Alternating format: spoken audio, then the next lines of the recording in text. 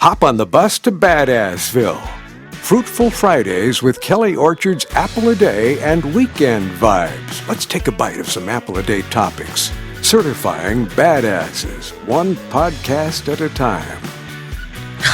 And I almost forgot to turn on my microphone this morning. I'm so excited to be here on this Fruitful Friday. It's the first weekend of August. And thank you very much, Mr. Bobby Ocean, for that badass introduction. Yes, we are certifying badasses one podcast at a time. And I am Kelly Orchard, the one and only badass certifier. Yes, did you know that the License to be Badass brand is now trademarked? It is something that I did manage to accomplish during our time period of being locked down. I'm amazed actually that it actually worked. I think it took many more months longer to be completed, but it did happen, and I'm getting ready to put out some merchandise for all of you badasses out there. So be looking for that.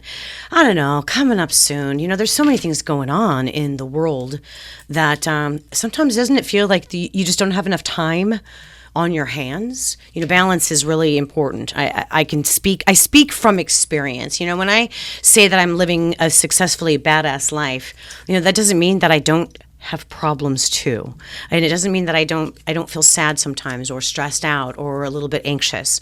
I just have learned to recognize when I'm experiencing those emotions and the symptoms that occur for me. And I have a whole toolbox of tools that I utilized in order to be focused and pull myself out of a negative situation and flip it over and be positive. So I wanted to share with you an article that I found that might be helpful in Entrepreneur Magazine about how you can break through your old thought patterns and be truly innovative. I'm putting the link, obviously, like I told you, all the time. Anytime I use an article, I'll put the link in the show notes, not in the social media stuff, but on the show notes directly, so that you can go and look for it for yourself. Sometimes I paraphrase, sometimes I'm quoting it directly. I'm just being honest with you. But not everything is always something that comes from somebody else.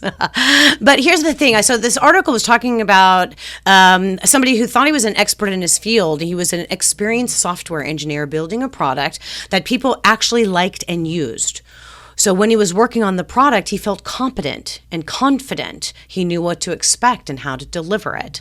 The rest of the time, though, he felt like he'd been thrown in the deep end without a flotation device. How many times have you felt like that?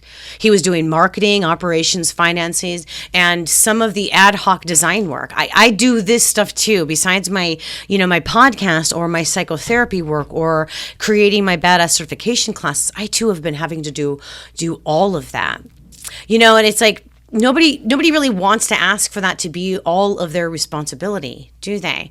Have you ever started a company? It all sounds very familiar, doesn't it? And, it's like this guy says he felt like a failure. I too, at times, have felt like a failure. Why? Because those aren't my skills. It's like when you're energized to be in your business, every day is an opportunity to try something new. So you know what? You've got to look at yourself as a beginner, this is how I managed to get to where I am today, but I'm still learning different things from everybody. First of all, you feel like a failure, but beginners see possibilities where experts might see problems. So we can all benefit from a beginner's mindset, even maybe especially in areas where we're experts. What are the benefits of a beginner's mindset? It can feel kind of counterproductive, right? Or counterintuitive, especially if you're highly accomplished in your field. Isn't it your job to be an expert? That's what it's been for me for years, whether it's radio and television, FCC compliance, or operations, or as a psychotherapist, So yes, isn't that the case? But sometimes you have to also be willing to learn. And when you allow yourself to learn from others, it shifts your entire mindset and it helps to pull you out of some of these negative thought patterns that you have. So turn to the Zen Buddhist concept of Shoshin. Shoshin means letting go of previous assumptions and perceptions to approach a subject with a truly open mind. Beginners have less restrictive thought patterns than experts.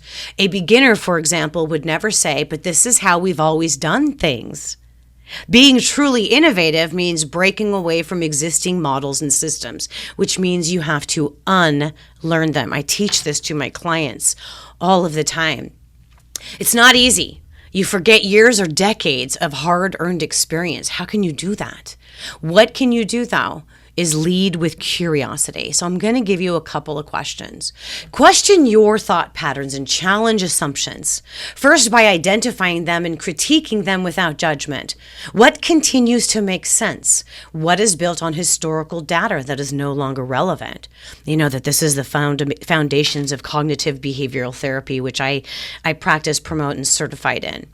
So you got to move away from solving immediate problems and explore unconstrained possibilities by making I wish statements. By disentangling the vision from the immediate roadmap, you can be truly innovative. And then don't be afraid to ask the stupid questions. You can often feel foolish to ask seemingly obvious questions, especially in a room full of experts where the answer feels like it should be self-evident. But the answers will provide clarity. Start right now. Kind of take a child's mindset. Try new skills in different contexts. Let go of your ego. Seek out people who challenge your thinking and introduce fresh ideas. Look for inspiration in different areas. Expanding your interests will enrich your life and cause you to think differently. And let go of goals and shift your mindset around learning to have a lifelong journey rather than one that stops at expert. Now, the thing about looking for inspiration in different ways, this is how I found a lot of my information or inspiration for the badass concept. The badass acronym, the license to be badass. I tell the story, go back to one of my earlier podcasts in January, where we began this whole series of the Be Yourself. And I do share how I learned how to be myself by implementing my experiences in radio. Now, let's take this into perspective here. I wasn't just a radio DJ. My family owned and operated radio stations. I had my hands in all of the operations from the very, very beginning. So not only was I learning to be on the air and be a personality and how to cut commercials and use my voice, in a positive way, but I was selling advertising concepts. I was going out to advertisers and businesses. I was learning about leadership. I was also doing some of the bookkeeping and the accounts receivable and the HR tasks and some of the engineering. So it was a family business. I explained this to somebody once before and they said, it was like your family farm. Exactly.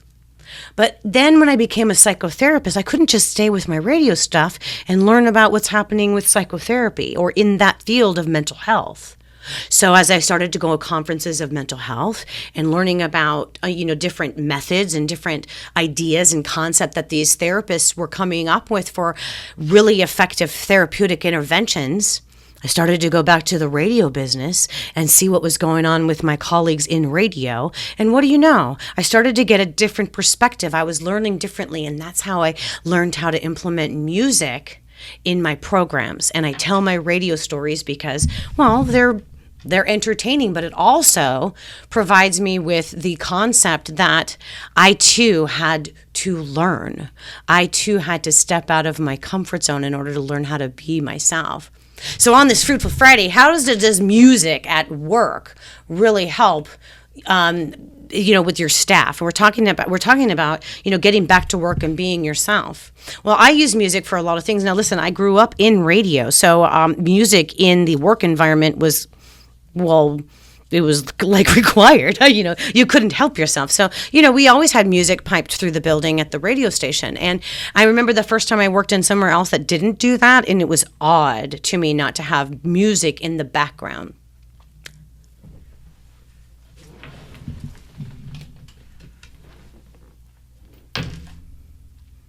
So when you have music in the background, I took a little pause there just a second because my light went back on because I was moving my arms, and I'm in my office. I keep the lights dimmed a little bit, low light, because it's so much better. It's more therapeutic than the bright fluorescent light. But the lights here are set on like timers and motion sensors, and I was using my hands. so the light went on, and it really distracted me. So I apologize. You're going to have like a 10-second silent moment in there, and then I wanted to explain it. But that's why. So we're talking about music at work, and I kind of gave you that whole silence right after I mentioned it. But that was odd for me. Silence is golden, but many companies around the world subscribe to the old age adage, believe that the most productive employees are the ones who work in in a noise-free environment throughout the day, free from distractions like tapping one's toes or humming quietly along with the beat of a favorite song. But there's a growing movement sparked by a recent scientific research by Mind Lab International that playing music for the office or warehouse has a number of very positive benefits, and that working with a business music provider is an excellent way to ensure that employees are happier and healthier, and do it all the way in that and most incredibly cost effective. Now listen, this is how the Badass soundtrack was pretty much conceived. So this is an article that I found. It's cloudcovermusic.com, and it's a blog that says music makes employers healthier and more productive. And I've been focusing on people going back to work and hybrid office environment or leadership or getting everybody motivated. How are you going to do this with a hybrid environment? So I'm providing you with some articles that I find, and then some insight on what you can do with your business. So if you didn't catch Wednesday's podcast, but you're listening right now, I'd invite you to go back to Wednesday where we talk more about your office environment. But, music for working in the office has a lot of benefits. It can enhance employee performance and promote a healthier living. It really does. And I'm just going to give you some key points right here about it, because so I use music all the time. Music helps keep employees focused. The positive effects of music in the office are practically endless. A recent study actually uncovered one of the more interesting aspects of better living through music, as 88% of people surveyed who listened to music at work performed better and more accurately on their assignments than those who did not have music as part of their workday. Music improves memory. It's a scientific fact that music stimulates the hippocampus region of the brain, the very same area that controls memory and recall. Maybe it's not a coincidence that music lovers are so good at remembering their favorite lyrics. I recently got my 83-year-old dad, who is struggling with Parkinson's and has some dementia, into some music therapy related activities. And I got to tell you, it really does improve his mindset. It gets him talking because he's recalling all these happy memories. Now, remember, my dad worked in radio. Even before we owned and operated our radio stations, in his early years, he started at KHJ in Los Angeles when he was 21.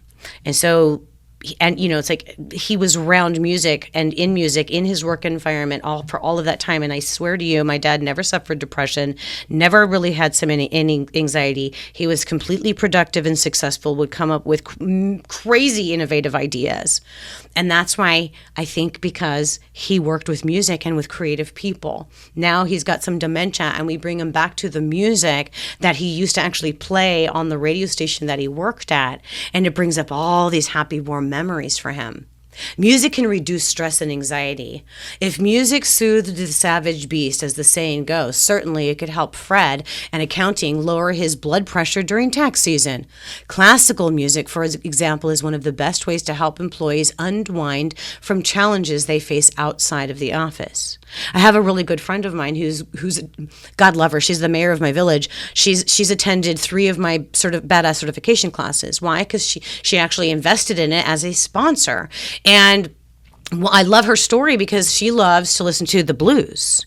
And so when she's having a stressful day at the office, she closes her office door, she turns on her favorite blues music, and she's able to just unwind and get through the stuff that she knows that she needs to get done. But she makes a decision to be undistracted, to not let phone calls get in the midst of it. And she's got her music going, and it really helps reduce the stress and anxiety of the day. Music can also increase your motivation. When employees have exciting music to listen to in their workspace, they become more excited about coming to the office, a phenomenon that leads to more pride in one's work and greater motivation to do the best job possible.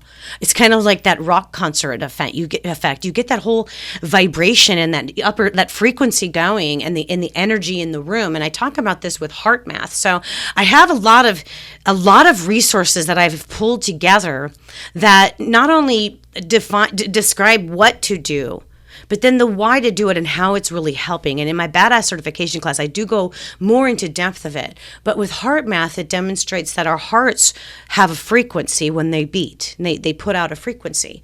And it depends on what your emotions are, what's ruled by your emotions. If you're feeling anxious or depressed, your heart has a different rhythm than if you're happy and excited. And when you're happy and excited, that rhythm of your heart increases your energy and it raises your personal frequency and vibration and spreads it out, broadcasts it to those around you who are in a field to receive it. Now, you may think I'm a crazy loon talking like this, but I grew up in and around the broadcast industry. Most of the people I have been influenced by, like my dad, are engineers. Engineers understand frequency and vibration and how it sends off a signal. And if you're tuned to the right frequency, you can receive it. That's radio. So music can increase motivation by having more excitement, more exciting, fun music playing in your office. Can also promote camaraderie. And we've learned that about team building with the Badass certification class. It sounds kind of cliche, but music in the workplace can really bring people together. By playing music in a common area, you're providing employees with a shared experience, one they can use as a foundation for friendships, better team building, and more. I shared with us about the music playlist that I'm going to be working on for my Sedona crew. We're going to form some memories because we're going to have a shared experience. And my aim is to allow us to find one song over that entire weekend that's always going to represent the time that we had in Sedona. And so that way, whenever we hear that song, maybe we won't be together, or maybe it'll be years from now, we'll hear that song. It'll transport us right back to that happy memory that we had in Sedona. Has it happened yet? No, I'm being very intentional. All right. Music can also improve your employees' performance. Yeah, a recent study first reported in CBS News found that 90% of all workers surveyed saw their work performance improve when listening to music during office hours.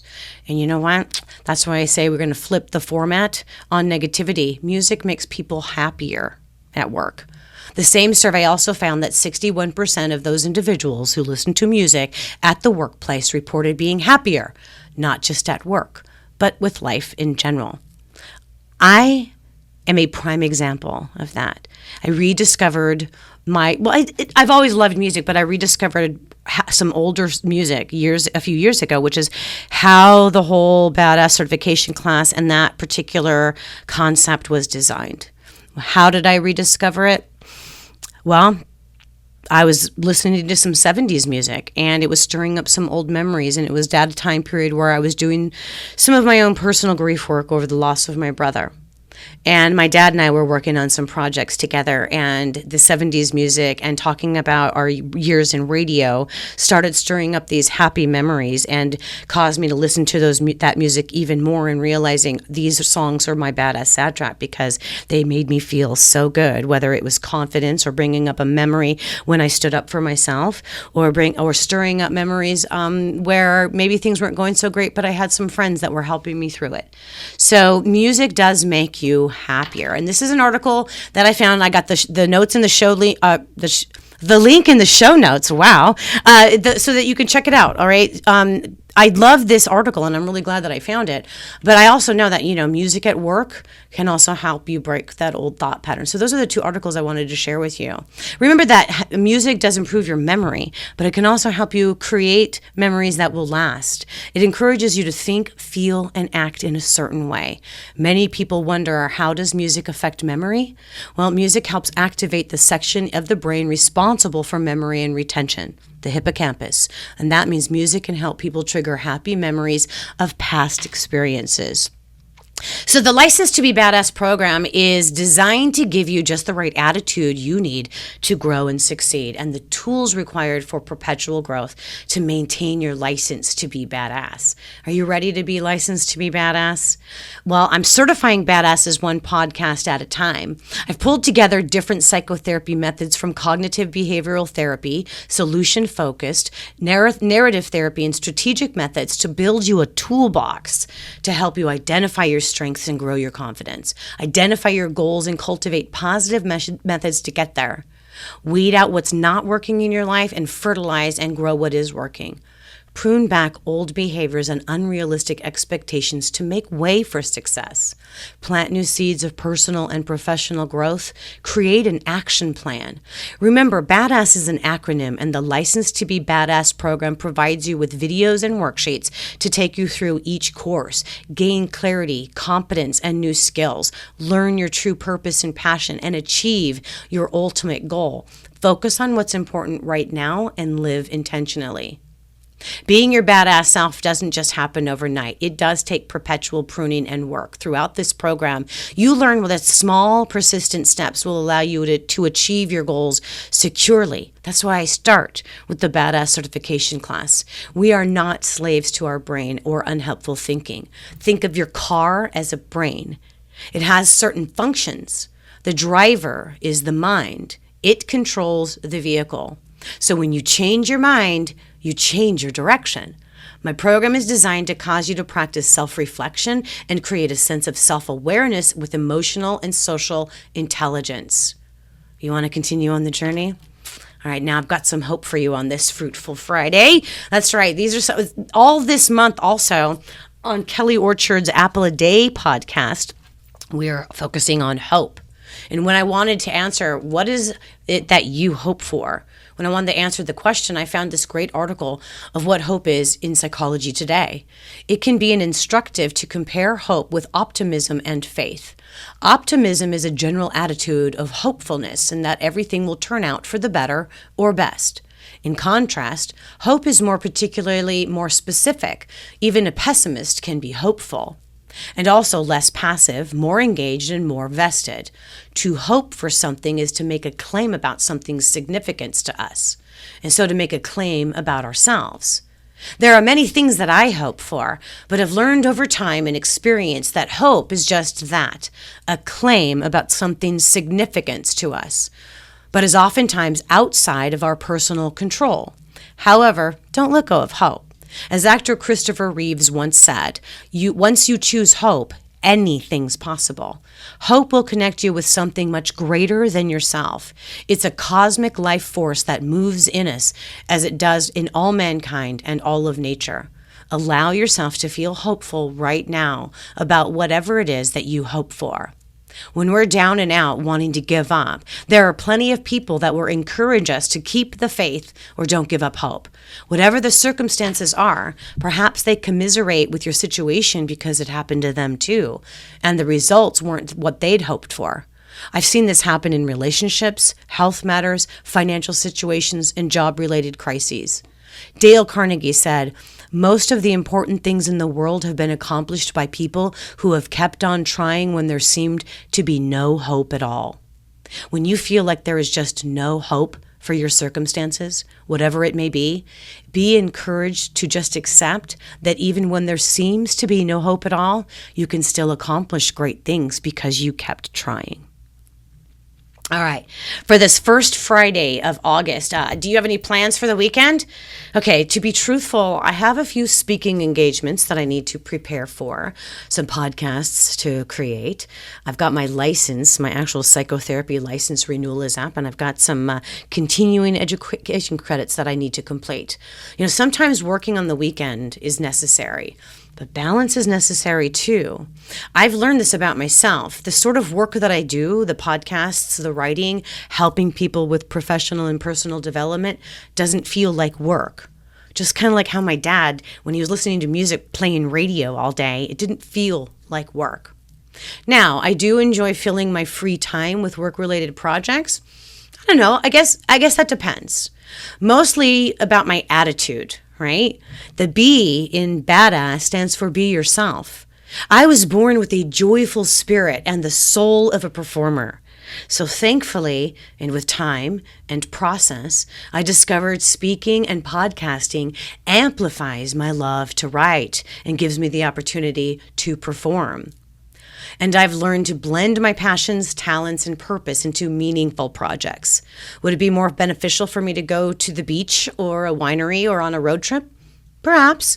But like I said, I do have one planned ahead. I've designed my life in such a way now that I've done these activities during the week even to celebrate a success. Just the other day, I did take an afternoon and go out to a winery and join a friend. Life is about balance. You don't need to cram everything into your work week, Monday through Friday. You can balance it out. When you practice simple and basic tools that anchor you in positive vibes, your life will improve and you'll be successfully badass.